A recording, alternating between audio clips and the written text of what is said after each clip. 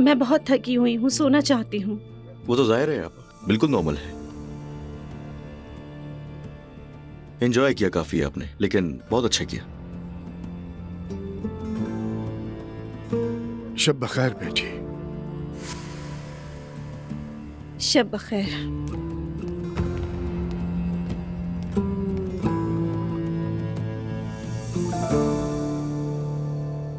आप ठीक हैं? कोई बात है? ठीक हूँ मैं, बिल्कुल ठीक। अल्लाह के हुक्म से और भी बेहतर हो जाऊंगी इंशाल्लाह।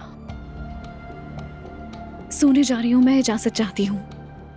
शब बखैर। चलो मैं भी आ रहा हूँ बस थोड़ी देर में। ठीक है मेरी जान। अम्मी, मैंने उरूज के सामने इसीलिए बात नहीं की कि वो नाराज हो जाएगी, मगर ये नायला बात को अब बहुत बढ़ा रही है। वो अच्छी नीयत लेकर आई थी और इस बारे में बात करने की जरूरत नहीं। सब नायला से नरमी से पेश आएंगे। हमने उरूज को बहुत बर्दाश्त कर लिया अजलान। क्या वाकई में?